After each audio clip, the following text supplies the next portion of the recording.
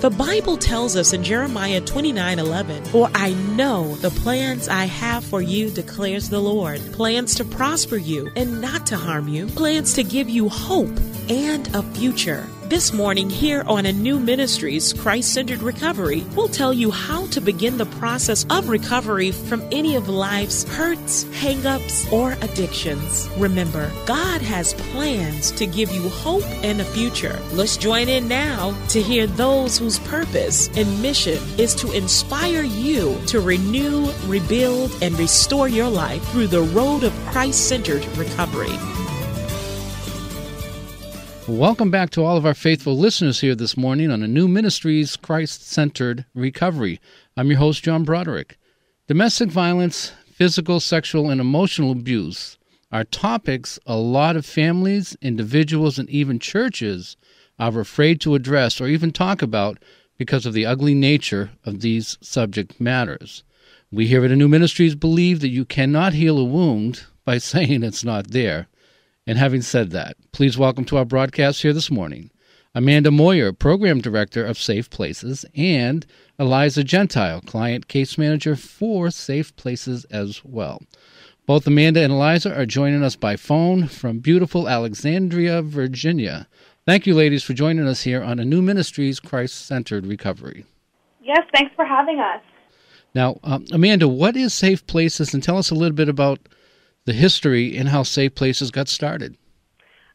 Safe Places is a transitional housing program here in Fairfax County, Virginia. We started Safe Places because there were only 14 shelter beds in the county at the time. Mm-hmm. It was started in 1996, which is nearly 20 years ago. It's for victims of domestic violence who are homeless as a result of domestic violence. All families in the program have children with them. They're also required to be working at least 30 hours per week. We can work on a case-by-case basis with that if they're going to school or something like that. Domestic violence was a big issue in the county at that time and still is now. It began as 8 units, and now we're expanding the program, so that's really exciting for us. When we were originally founded, we were receiving funding from the Department of Housing and Urban Development. Now it's known as HUD. That's kind of changed now, but that's kind of how we got started. That's awesome. And Christian Relief is the main overseer of your program? Correct. Yes, Christian Relief Services. Services. Awesome. Because we always want to make sure that we have faith-based overseers or ministries that help people in regards to what you're doing in addiction and affliction. How did both of you get involved in serving at Safe Places? I did my undergraduate internship at a domestic violence shelter, and I just really became interested in the population. And then I moved to the area and got this job, and I just really have a passion for working with these clients. So I've been here for almost 3 years. It's just really a great company to work for, and I just really enjoy seeing the clients every day. We do all the meetings with the clients in their homes, so we get to see their children as well. It's just really a great program, and it makes going to work every day really easy. And I got involved with Safe Places kind of by accident, actually. I found Christian Relief Services online. I was Googling a place that I could do my undergrad internship, and I found Safe Places, and I thought it sounded like a great program. I came in for an interview. I met Amanda. She told me a little bit about the program, and I was here for about a year working with her and meeting the clients. And then as the program grew, a need for a new case manager came available, and I was graduating with my bachelor's of social work. So here I am, and it's a very exciting program, and I love working with it and working with Amanda, and we're really excited with how far it's come. That's amazing because domestic violence is dear to my heart, and I was speaking with Eliza, about a week ago, and I grew up in a family at the age of 7, witnessed my dad beat my mother. He was a military man, officer and a gentleman. As I've said a number of times, that was my dad. He was, a wonderful-looking figure with a white uniform and medals, and he'd come home drunk. And, of course, domestic violence, in our case, happened at a very young age. So to witness that, I truly do have a heart for what you girls are doing. And thank you. A little bit later on next week's show, we have someone, I'm not going to tell too much, who will be coming on to tell us what she had gone through. And we really pride ourselves here, girls, at A New Ministries on bringing the realities without any fluff. We don't believe in politics. The Lord is our Savior. The Lord is the one we answer to. So we tell it like it is.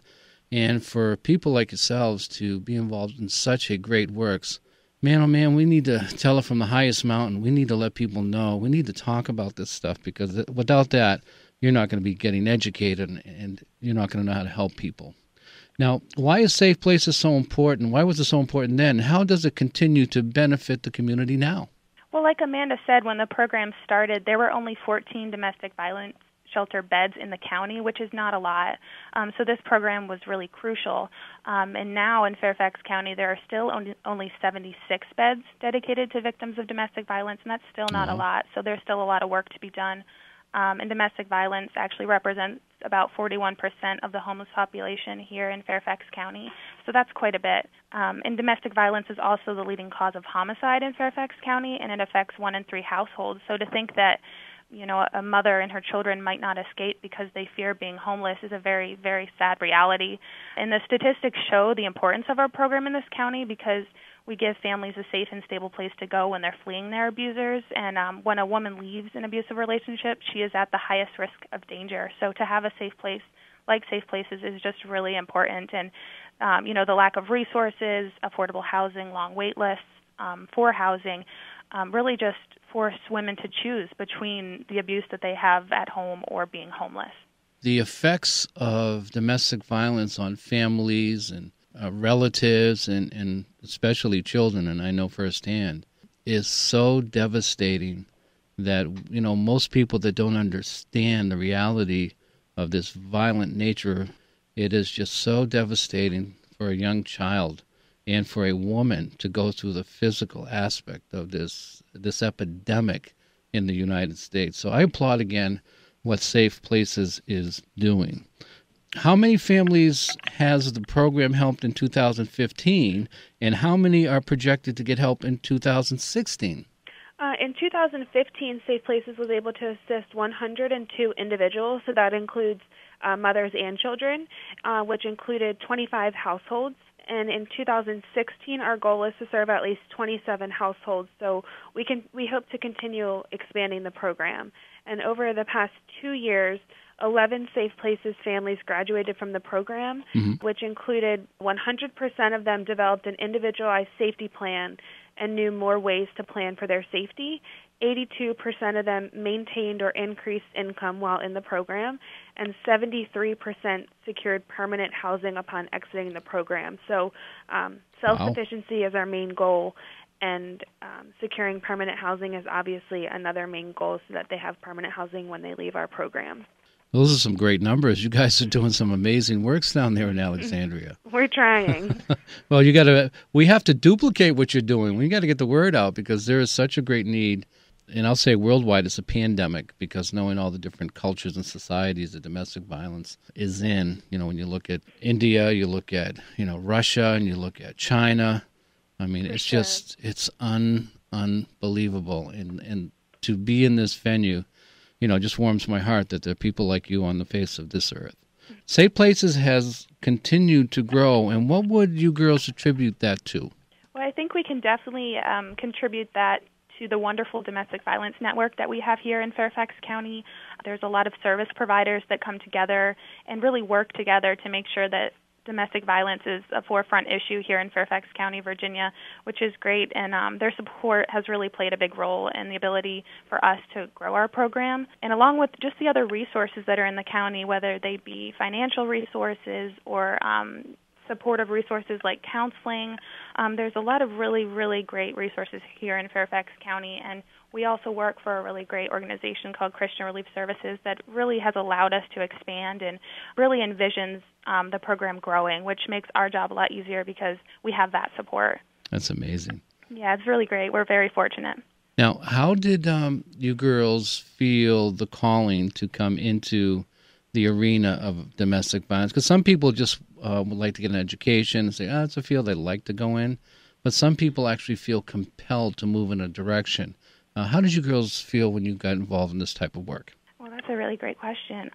For me personally, I think that I've never experienced domestic violence personally, but I've always been really driven to empower women, and I know that this is a huge women's issue. Amen. And just to see the ability to empower women to become independent and to leave these abusive people who, really tear their family apart has really, really kept me coming and kept me encouraged to do this work. And it's been great. And like I said, I started here as an intern, and here I am as a case manager. And I love what I do, and I feel like every day I'm doing what I'm supposed to do. So that means a lot. That's amazing, Eliza. Now, what about Amanda? How did you feel the need to bring yourself into the arena of domestic violence? That's a really good question, like Eliza said. Honestly, I don't really know. It was during my, when I was at Shippensburg University in Pennsylvania. I was an undergrad, and I was at like a volunteer fair, and I just realized I needed to do something while I was in college to keep myself out of trouble. And there was somebody there from a domestic violence shelter, and I knew I was going to school for social work, so I thought, this might have something to do with it. Awesome. I'll just go there, and that's really how I thought I would just try it out. So I don't really have, a backstory about it, or, it doesn't really go anywhere. I just thought I would do it. And then along the lines of what Eliza said, it just really feels good every day to work with these women, empower them, help them get back on their feet. And really, it's like they're just starting over, starting a new life on their own with their children. So it's just really a rewarding job. And I want to say to every woman that is listening out there, don't ever believe that you cannot succeed, no matter how bad your situation is. Don't ever believe that you can't succeed.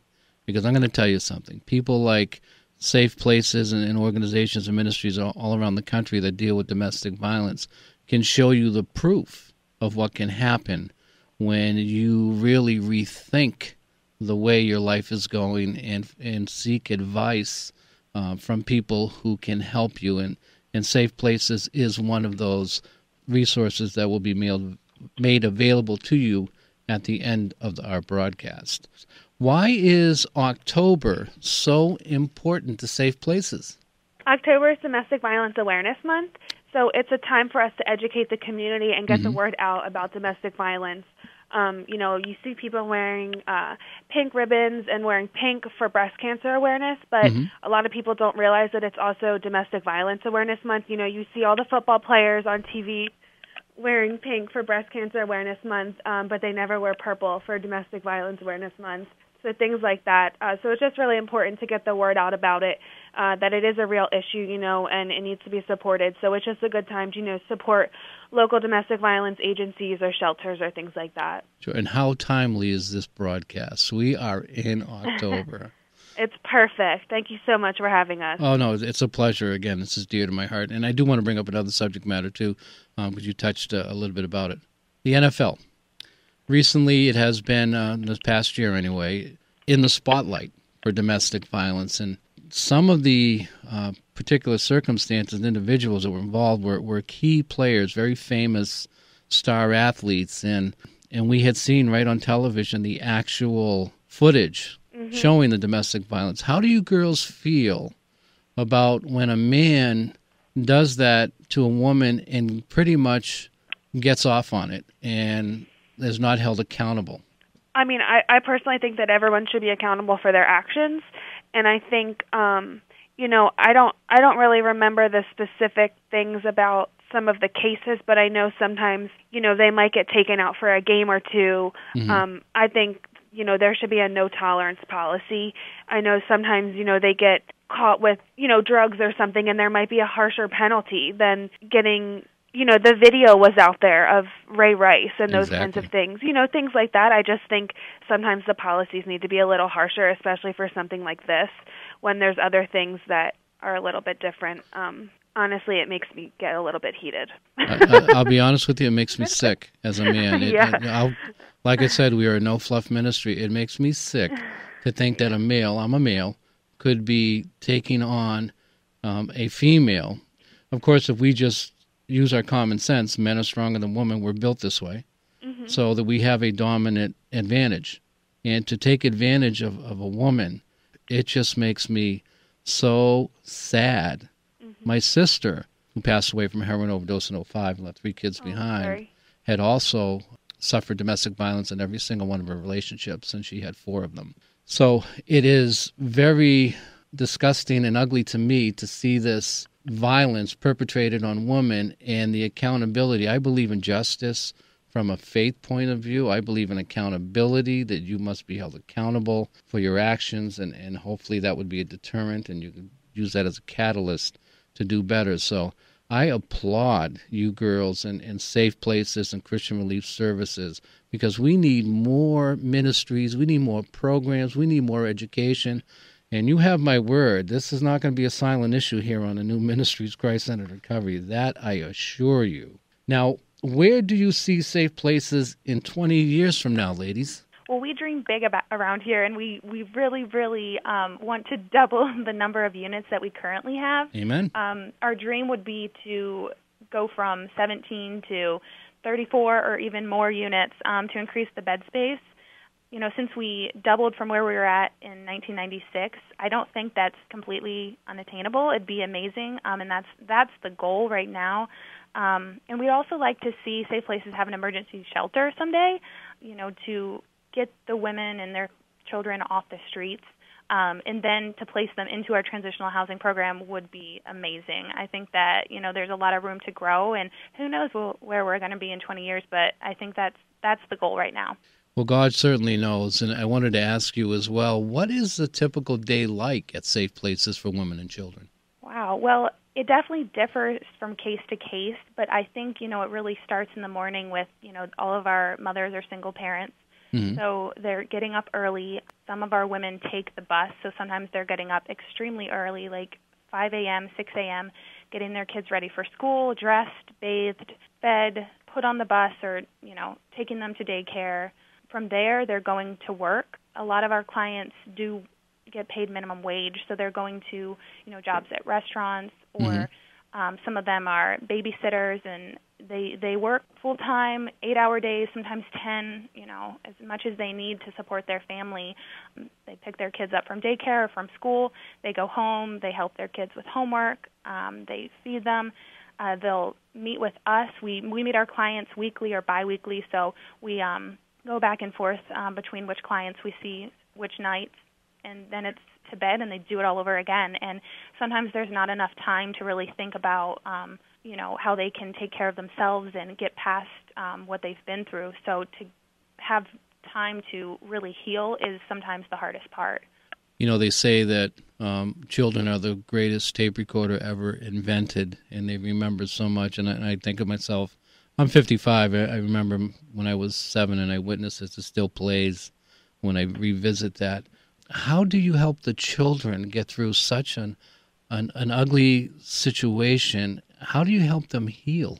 It's really hard, but mainly we tried to make their lives as normal as possible. We plan a summer barbecue where we just try to have fun games, and we get food donated, and we have a great organization called Just Clowning Around, which is a clown organization here in Fairfax County, Virginia. That's awesome. They donate their time, and they do face painting and balloon animals, and It's just a time for the family to be together and have fun. And we do the same during Christmas, just to give the families, you know, something to celebrate. They're celebrating their lives, they're celebrating their safety, and it's just the little things that really mean a lot to these kids. And to be able to give them gifts from people that have donated, or just to provide them with a Thanksgiving dinner, it really means a lot. So just to normalize their lives now, I think, you know, we can't go back, but we can definitely impact them now and make their lives better. And during their, you know, 24 months in our program, we really strive to make their childhoods happy. And you know, I think we do a pretty good job of that, and the kids definitely make the job amazing. It's great to see them, and we really do want to break that cycle of domestic violence, because what's the point of our job if we can't instill it in the kids that this is a cycle and they're more at risk to face domestic violence and to deal with this. So it's really important. Now, how do you empower the women? Do you educate them? Do you have programs that will take them from their current state and educate them in a certain area or job skill to help promote their future? As case managers, we really link them up with resources that will help them, whether it be counseling or whether it be getting a resume written. Amanda and I really do try our best to help these women in every aspect, but it's hard to be an expert at everything. So sure. we really do utilize the resources in the county, and we reach out to the local food banks, and there's even a really, really great organization called Women Giving Back that donates clothing to women every month, and it's amazing how much that can affect them and make them feel good about themselves to get a new jacket or a new pair of pants every month, because sometimes these mothers are so worried about their kids, they're not thinking, I need a new pair of pants, and things like that. So we have a really great number of resources in Fairfax County, and we definitely utilize them. Now, if you wanted to give a shout-out to any one of these resources, now would be the time, because I wanted to speak to both of you on in regards to networking, because there are so many groups, ministries, /agencies, organizations that are benefiting each other. But the sad part is, I'll speak strictly from up here in Boston, the left hand doesn't know what the right hand is doing, and there are so many different organizations. How do you girls put together a network, and please give us some of those names, to help these women and children who are suffering in the domestic violence arena? Well, sometimes it's tough, because I think you're right.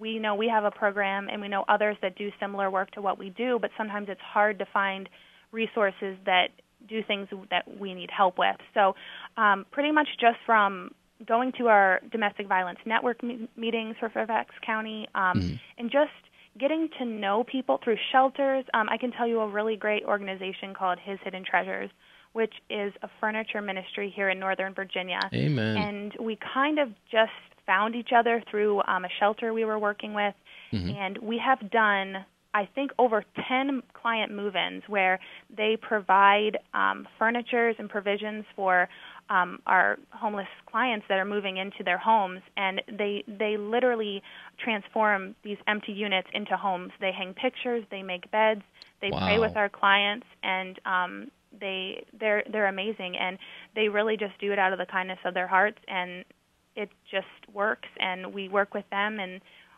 we love partnering with them, and they're great. That's amazing, Amanda and Eliza, because I spoke a little bit with Eliza about this. We're getting ready to, in January, bring forth a ministry where Safe Places and any other ministry in the United States will now be able to click on one website and find hundreds and thousands of resources in the addiction arena, and resources for counselors, resources for all your recovery groups, for every single topic from drug addiction, alcohol addiction, sexual addiction, other domestic violence centers and shelters that you can connect with. So we're really excited about that. And the works that you're doing will play right into what we believe is God's plan to help his broken children.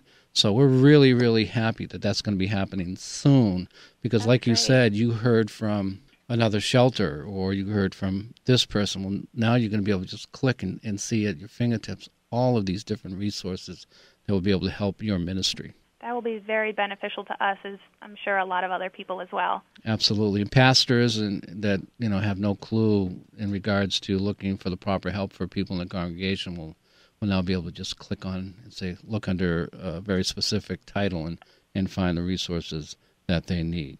How is Safe Places funded or supported? We're a member of the Virginia Sexual and Domestic Violence Action Alliance, which gives us access to a lot of trainings throughout Virginia. Eliza and I recently attended a training on how to work with immigrant survivors, so that was really interesting to learn more about the services that are available to them. As far as our funding goes, this October we were awarded a grant through the Office on Violence Against Women, which is through the Department of Justice, so that's really, really exciting for us. I mentioned before that when the program began, we were funded by HUD. We recently chose not to renew the HUD funding because HUD is looking more towards permanent supportive housing and rapid rehousing and less towards transitional housing.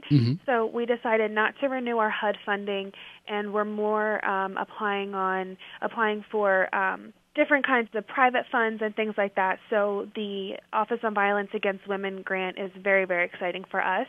We also receive funding through Fairfax County, which is known as the Consolidated Community Funding Pool. However, both of these things combined only covers about 75% of our costs. So we really rely on generous donations from individuals, and we seek grant funds from foundations. And recently, a couple of days ago, we were awarded a grant from Wells Fargo Foundation. Well, that's awesome. It's really exciting. Yeah, we're just applying for a lot of grants now since we didn't renew the HUD funding. That was last grant year. So we've just been applying for a lot of things recently. Well, that's awesome. And we're going to get into where people can learn more in just a minute. If you had to share a wonderful success story of Safe Places, who would that be about not using last names? Well, we have an amazing client named Shalana who came to us from a local domestic violence shelter. From the very beginning, she just had an amazing spirit, and she really wanted to take control of her life. And she came into our Safe Places program with her children, and she really worked hard to save and improve her employment situation. She also used her love of music to really empower herself. She is just an inspiration to us, and she ended up finding a permanent housing situation, and she's one of our definite client success stories, and she's now a graduate of Safe Places. And good for her. She's an amazing person, and we're happy that we got to meet her and help her. She sounds amazing. And she is. Please join us again here next week on A New Ministries Christ-Centered Recovery, where we are all about renewing, rebuilding, and restoring lives one person at a time. I'm your host, John Broderick. Have a great week, everybody. We want to truly thank you for joining us here this morning. Please keep this wonderful and much-needed Christian recovery outreach ministry bathed in your prayers. A New Ministries Christ-Centered Recovery is a listener-supported ministry that has made a difference in the lives of many individuals through Christ-Centered Recovery. One of the greatest things that you can do to help us to continue to serve others is to make a tax-deductible donation of any amount to A New Ministries Christ-Centered Recovery, or by simply becoming a monthly supporter here at A New Ministries. You can make your tax-deductible gift online by visiting our website at www.anewministries.org. If you want to contact us directly here at A New Ministries, simply call us at 617-396-1095. Again, 617-396-1095. Join us again right here next time on A New Ministries Christ-Centered Recovery. Remember, with Christ in the center of your life, you can renew, rebuild, and restore.